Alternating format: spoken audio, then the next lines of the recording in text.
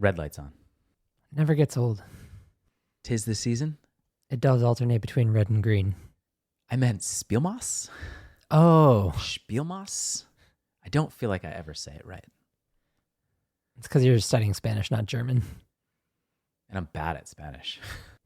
See, Probably not great for your German either. I have shipped out all of the Spielmass trophy thingies. I have mine packed. I'm taking it to the East Coast with me. Greg had brought his to show at our 2-player meetup, and I noticed he had a bigger one, and I'm like, oh, I wish I had made it just a little bit bigger because it kind of only holds small pieces. It'll be good with your 8-minute Empire pieces. That's what I'm envisioning you putting on your Spielmass counter. Yeah, that would be a good one. But what else are you looking forward to playing this Spielmass? That's a great question.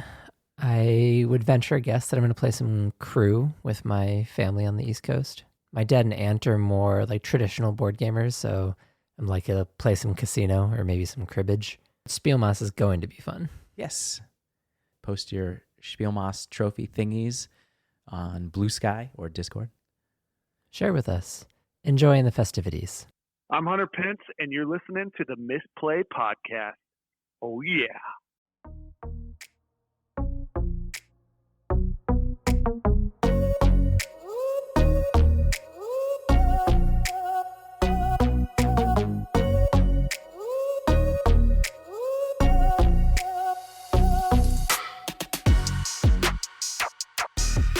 Hello, and welcome to the Misplay, where we lose to 7-year-olds in Connect 4. My name is Mark. My name is Jason.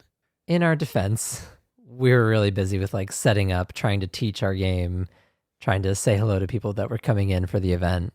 Yes, that was it.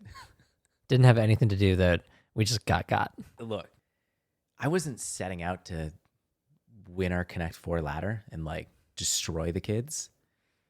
But I didn't expect to be totally legitimately beaten right off the bat by a 7-year-old. I later lost to a 5-year-old. It's tough out there. Connect 4 is hard. Not even a secret pattern. They're just trying to get 4 in a line. You can see it the whole way. How hard is our game if Connect 4 is hard for us? We're playing Connect 4. I'm so bad as playing Go. Later on in this episode, we're going to talk about some of our highlights from the year. This week we had, I think, one of mine, even though it just happened, our Misplay meetup at Sports Basement here in San Francisco, where we brought and played a whole bunch of 2-player games. And we had our friends there. We had some family there. We had Greg Spielmass show up not only to play our game, but he also brought his game. That event, I don't know. I remember you asking me at one point during the event going, what are people saying? And I'm like, I'm just having fun. I wasn't even like deeply trying to get feedback from people. I was just having fun hanging out with my friends, playing some board games, ran up to Whole Foods, got some pizza, brought it back. I was just having fun. Did you use the Misplay credit card for the pizza? I did. I paid for that personally. It was a good spread of games too. I saw there was a chess game happening. There was the Connect 4 ladder. I saw Mancala. You got in a game of Star Realms. Good spread for what I would call our gaming group for the evening. Yeah, kids were playing Jungle Ball, the first game I ever bought at Gen Con. We had High Tide, we had Fox in the Forest. We had a lot of games for people to play. There's a lot of 2-player games. We're working on one more. I spent a lot of time teaching it. We did, yeah. I found to teach harder with my friends and family. I don't know why. I think it's because you just skip over. It's easy to fall into kind of that familiar, oh yeah, we're just like talking and like, here's how this game works. And you skip over a detail like the pattern is supposed to be all in one color. I was very clear this time. Did anybody make that mistake? I had at least one person ask me. Okay. I don't remember if I taught it wrong or if I inherited that table. But you're right. It was a really nice time. I was incredibly appreciative of, the number of people who showed up. There were more than a dozen people there playing. And I remember thinking, this is nice. This was a warm moment. On a cold day. I think it's definitely something we should consider doing again because it's such a great space to play games. It's free to rent out. There's a big area where you can sit. There's tables, there's chairs. You can bring in food, you can bring in drink. There's couches to relax on when you're not playing. It's great. I've had nothing but positive experiences with the sports basement community spaces. Shout out to them. This is the second event that I've booked for different organizations. I think trying to do it monthly would be too much, but we're going to go back. Bi-monthly? Bi-monthly matches. Once a quarter? We'll talk a little bit more about the event and some of the feedback that we got about our game. But before we do that, today's episode is sponsored by Grimmeth and their debut game, Vermin. In Vermin, you'll trap, bait, repel, and exterminate your way through a swarm of mischievous critters as you race to avoid infestation. Don't be the last to rid your house of vermin. Vermin is launching soon on Kickstarter, and you can get in early. Just visit their Kickstarter pre-launch page and click Notify Me on Launch. You'll be first to know when the campaign goes live. Check out Vermin on Kickstarter. You can type Vermin, or you can type Grimmeth, Grimmyth, in the search bar and join the pre-launch. You can also find links in our Discord. Where are we? Can I say in a really good spot? Does that work? I think so. You have told me off mic a few times that, and I agree, it's not a mystery to me, that the last few shows, maybe the last couple of months of shows, have felt a little downbeat. I even think back to the episodes kind of mid-season 2, unstucking, getting ourselves out of that jam we felt we were in. And the last couple of months have kind of felt like that. I feel like we've been digging the hole that we're trying to get out of. And I think there's a lot more clarity, positivity, and direction and belief in what we're doing. I agree with you. Off mic, we've also talked a lot about what season 3 looks like, because I think some combination of feeling I don't want to call it drudgery, but feeling the weight of trying to meet the deadlines that we set for ourselves made it easy to be prone to falling into a mindset of time to pull the plug, like panic button, right? And getting a chance to sit down and talk about what season 3 will look like and how to have season 3 continue to have the sense of belief, drive, common focus. You said it really well when you were like, oh, the change that we just made to the game is a byproduct of having set aside the time to sit down and work on the game together. And for a long time, that has been the piece for me that I was like, we're working really hard. I know you're working really hard on business strategy, thinking through like next steps and the strategic planning. And I've labored more in kind of like playtest land and show editing. But there was always that piece where we were like, oh, Wednesday meetings were going to become the time where we worked. And Wednesday meetings kind of morphed into playtesting that was important, but playtesting that could have probably been served better at a different time, whereas that Wednesday time could have been better served as our work time. And so kind of getting back to sitting down, working on the game together, for me, has been kind of like the single biggest change that has lightened and illuminated kind of the path forward. Would you say has guided you? Like, I don't know, like a bright, big, shiny North Star? I don't think that's inaccurate. We say that because after some recent in-person playtests, one of the changes that we've made to the game, we have a wild tile that is all 3 colors in the game that could be moved around. And what we've been playtesting with recently and what we took to our event for people to try and play is that wild tile stays in the center. We had a really organic conversation with our friend Dan playing the game where we noticed that the wild tile was just being pushed off to the corner. And the conversation went something like, does that always happen? Does that wild tile? And somebody had said, I just don't even want to think about it. I just put it in the corner. We don't have to worry about all the possibilities that exist around it. And that kind of triggered, whoa, no, having that in the middle of the board opens up so much more. If that tile's in the middle of the board, a lot of things become live. And so we started playtesting and locking it. Even though we initially created that wild tile purposefully so that you would have something to do on the first turn, I do think it's better served our game staying in the center. I think games are more likely to end sooner. Our early testing is also saying that's true, on average by about 4 turns shorter. Still possible to draw in the game. But, we spent a lot of time trying to think about how do we make the end game better. Well, what if the middle game was just better? And I think that's what it is. In bringing the average number of turns down, it also is, I think, on some level, forcing players to play in a more interactive way. Not that the kind of tier 1 or meta strategy of play defense, disallow the patterns that you aren't holding to be on the board. It does complicate that because you can't manipulate the middle tile. And if everybody can always use that as a part of their pattern, it forces both players to try and accommodate it because the middle tile now serves a role of being the beginning of your pattern. And so I think on some level, it's also asking players to play more directly in opposition to each other in an interactive way, more than kind of a brutal mathematical way of how do I prevent. I don't think it solves the defense problem completely, but I do think it mitigates it enough for me to say it's palatable. And it's also something that we've talked about. Mark, we demoed the game for friends. How many of them, while playing the game, took the approach, I'm just going to stop those 2 patterns from being formed on the board? Zero. It's not something that new players think about. The question, of course, in the future will be, okay, once they've played it a dozen times, do they start to do that? Then is that detrimental, ideal?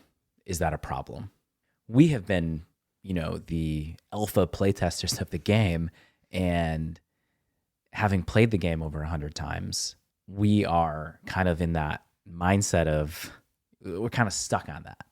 And that isn't the player experience most people are experiencing the first time they play the game. I still personally choose to not play the game that way, to my detriment. Like yesterday, I made the T when my opponent was not the T, and I was like, oh, well, just made their pattern for them. Probably game over. It wasn't. And I know that's like a me personal thing, but I just don't choose to play the game that way. That's nice of you. That's why we lose to 7-year-olds in Connect 4. I've never liked the meta strategy. That's true. Even going back to Eternal, you did your own thing. At any cost. The cost was losing a lot. We also got some feedback about the complexity of the game. We had people play the game who I think would describe themselves not as board gamers. Sarah was a real supportive friend playing the game a couple times, and after playing was like, this is not the game for me.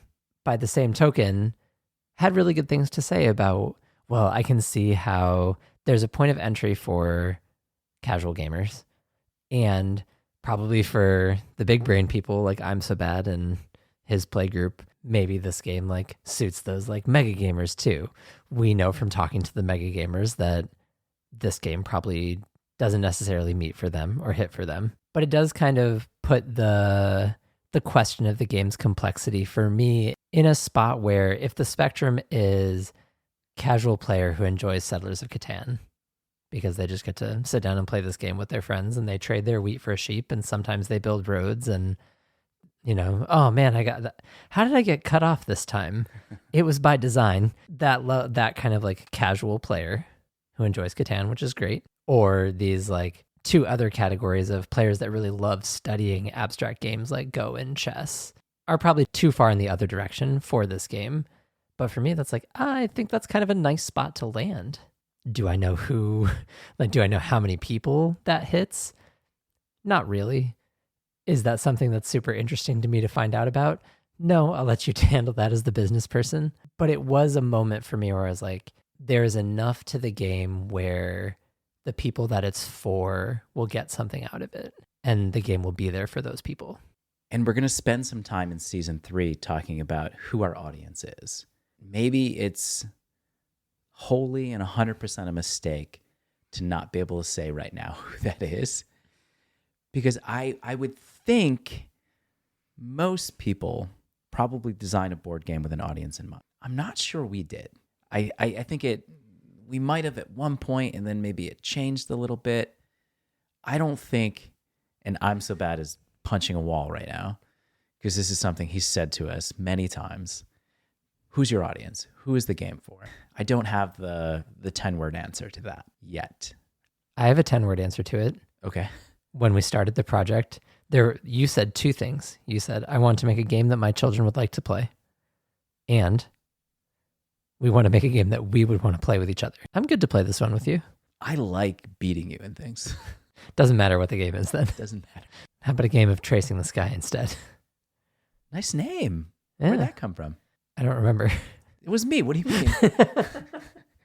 I was setting you up to say something nice about me. Oh, dang, I'm brutal.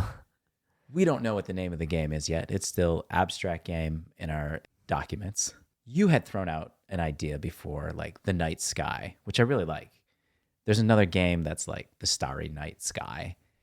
And I keep going back to when I'm envisioning the theme of the game and what I want the game to invoke from players. I keep looking up at the sky and tracing and finding the pattern. And so I keep saying tracing the sky. I like it. I really like it. We'll see what lands. Is lands our new like buzzword? This really landed well with the audience today. That's a good one. We'll figure out who that audience is later on. The other thing that I found myself taking away from the ambient discussion about the game, because I don't think we were really getting formal feedback the way that we were trying to at Victory Point Cafe or Kubla Khan. But my takeaway from kind of the ambient discussion around the game was, one, there are people that enjoy the game. Two, they might just be our friends and family. And we already know our coworker is going to buy 4 copies. Box it, ship it to him. Fully funded already. We talked at Kubla Khan about how there was like pressure on people to say something nice about the game because they were about to come on mic. You could argue the same thing. There were people that came to play the game last night that were predisposed to saying the game was good. But like the difference between the Kubla Khan response and the event response last night, again, I think points me in a direction of, and maybe this is something that feeds into our audience question, or maybe it's something that points to how we need to respond to feedback differently in season 3. There's such a range of, I'm going to buy 4 copies. I'm not going to play this game again. I don't want to steal your line of like, oh, we have such a small sample size of people responding to will they play it again or would they buy it? But I think there's enough of a spread where if you were to extrapolate, like there is a number of people that would buy the game, which again is kind of like it boosts my confidence and belief in the game, even if it's just because the nice friends that came out to play had a good time with us last night. Is it the Monopoly killer that NPR is looking for in their copy of Stealership and their whole copy of our entire podcast? No, it's not. But I'm really happy with the creative process that we've gone through. Remember when we were building Animal Kingdom? How we got to where we're at is, although you don't believe it, those things are connected. We have said it many times that we're not teaching you how to build a board game. We're showing you how we built ours. And our path was wild. A lot of turns. Shout out, Randy. Turns or twists? Twists, yeah. I think there's supposed to be one turn. Those are different things. There were a lot of twists. But I'm happy where we are. I'm also happy and proud of where we have come to with Tracing the Sky. When I think about our framing of the way that we've decided to tell the story of our process, and I think about the range of feedback that we've gotten, especially the feedback that kind of led us into this kind of less optimistic space that we were in kind of for the last couple of months, seeing the other end of that with people in our community yesterday was a good reminder of the creative process as a whole. There are these moments, and we've gotten different feedback from different people. Peter is like, the editing is not the fun part. It's more fun to live in the realm of ideas. And I think you could look at that and say, oh, the capture version and the 3 colored lines version and the upgrade versions that we tried in between the nice, clean, rotating board that we had been testing for the longest amount of time and to what we've arrived at was kind of this resistance to the nitty-gritty revision process because it's challenging, it's unpleasant, it's uncomfortable. But I've said this a couple of times, in our planning and in our other meetings that coming back to the more simple rotating board rule set that we have now with the North Star, it was such a refreshing return to me that I was like, oh, I missed this. This has a lot of the elements in games that I enjoy. Is it the next Monopoly? No. Is it the next chess? No. But it has these elements that I find very compelling. It was interesting to hear you talking about Starfold with one of the new players last night. He was like, oh yeah, the board is folding. And I'm like, there's nothing folding. But it was refreshing to return to that. And even to see like the first playthroughs of new players did have that little bit of like child wonder that when I think about the theme of the game or the image that I'm trying to conjure, it was there. I do also want to honor and respect the perspective of the folks in Discord who are like, just go work on something else for a little while. Yeah. And you could maybe make an argument that Telescope version or the Battle Capture version or the Lines version, these other like more radical departures from the core rotating board version that we've been playing were reaches in that direction of, oh, let's just work on something else for a little bit. We've crafted and like pitched a lot of games this season and in season 1. There are a lot of like little ideas that would be fun to go back and revisit. And we want to do that, but not necessarily in sacrifice of the time, energy, dedication, legwork that we've put into what we're working on now. Yeah, I think we have to strike that balance because, as Peter had said, that's the fun part, right? When you're taking that idea and you're playing around with it and you're trying to make something work. I do want to continue to work on Colacoma's going to be happy, MMA Gauntlet. I think it will be fun for us to go back and revisit that game. I don't know if it'll be fun to revisit Supermarket Game. I do want to have other things going on next season. We're going to primarily talk about how we're moving this game to crowdfunding, but you and I are also going to be working on some other things, and those are some of the things that I'd like to show with video. You and I just playing a different game for 15 minutes and just showing some other things off, in addition to playing our game. So with season 3, we're going to continue the podcast. We are going to be moving towards crowdfunding, but like I said, do expect some video from us here and there as we dabble in the YouTube dark arts. I didn't buy a camera on the Misplay credit card to not make YouTube shorts with clickbait titles like, listen until the end.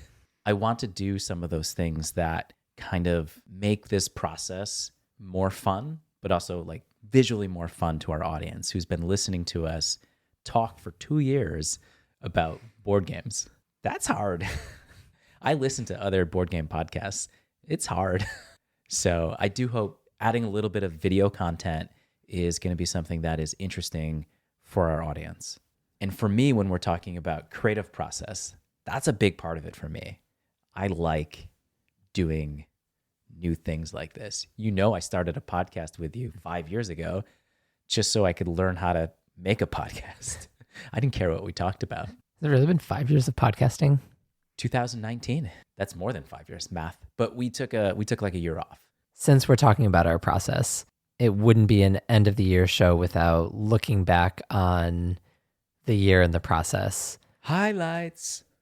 I think the first place we have to talk about when we're thinking about highlights from the year is we were in the first exposure playtest hall. And when I say we, I mean you, but we were there. That was our stated objective. We got there. We playtested our game at Gen Con. Just getting all of the ducks in a row to be able to do that, that's a huge win. That was the highlight of the year for me, even though I wasn't there. We're going to run it back this year? We're running it back. Whether we are in the first exposure playtest hall, maybe we're there with something else.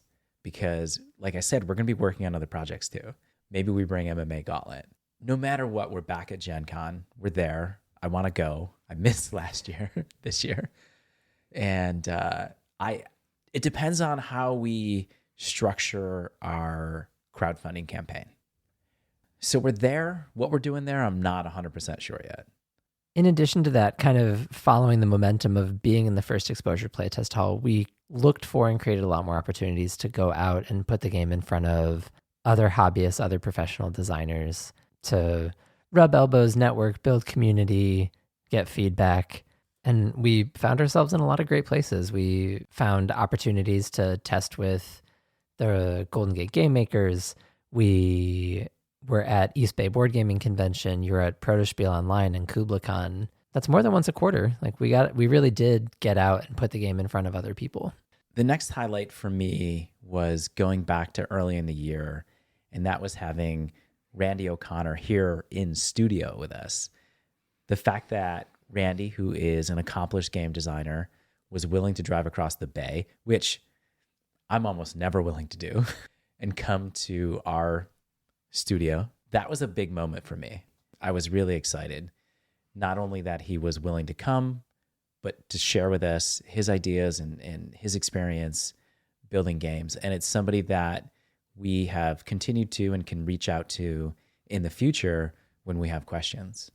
We also had our coaching sessions with Fernando in the same vein of like a person who gave a lot of mentorship when we probably really needed it. It was the time we spent with Fernando that really refined our test redesign process that we then took with us when our time with him was done, that has propelled us into Tracing the Sky.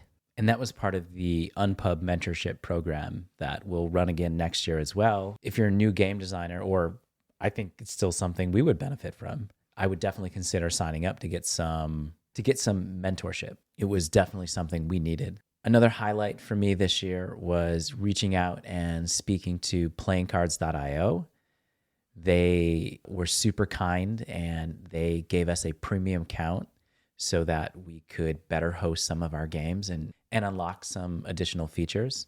It was also really nice of them to send us some playing cards stickers, which we brought to our event this week and we're passing out. And Greg even said it to me when we were at the event. One of the things that we have going for us is there's a really good way to play our game right now on playingcards.io. If you haven't played our game, there's links in Discord. You can hop right in. You can click to see the rules. I think within just a few minutes, you're playing the game. And I think it's going to be a really good tool for us as we move forward and we move towards crowdfunding, to be able to share that on our page and say, hey, try our game. Give it a playthrough before you decide whether or not you want to purchase a copy. Huge thanks to them. I always find it surprising, and I don't do it often, but you don't get things unless you ask for them. And so it's cool when you ask for something and you get it. And then just the last thing I think is the widening of our personal network and community in the gaming space. There are some very devoted, passionate, supportive, realistic responders, members of our Discord community who, even when we're feeling not great about things, are like, oh yeah, like this happens all the time and this is a relatable thing. Maybe you should try this. Here's a game to play. Here's a resource to check out. We talked very early on when we started down this path of, oh, we're like following in the footsteps of giants. Well, we also are being held up by the people that we've been able to cross paths with and build connection with. I have truly appreciated all of the comments and the discussion in the Discord over the last, few episodes of the podcast, that when we've been publishing the podcast, people have been coming and, immediately giving their thoughts or their feedback or advice for us as we, tried to dig ourselves out of that hole. I think it's those words of encouragement, and I've joked with friends that you're the friend I come to when I need to hear the things that I don't want to hear. It's nice to have those people in Discord for us also in the endeavor of designing a game. And when we're thinking about, do we want to continue with abstract game? Do we want to go to crowdfunding? Do we just want to make it print and play? It was those discussions in Discord. And even though all of it wasn't fluffy, cushy, oh, you guys are doing great, keep going, I don't think anyone ever said it that way. They gave real, concrete advice and feedback. And it was those things that helped me see, we can do this. We can absolutely do this. We can take this game to crowdfunding and be successful. What is success? Tune in next time for season 3. He's laughing. I was like, that's a cliffhanger. I like it. Well, if you made it this far, you did listen until the end. And we appreciate you. And we'll see you next year. The Misplay podcast is brought to you by Mike C., Missy, JP Savard, Parney, Kyle Flowers, Ajos, Brian, Bins, Peter, and Howley Boy Games. Consider donating at buymeacoffee.com/themisplay. If you'd like to become a featured sponsor of the show, find our form at themisplay.com/sponsors.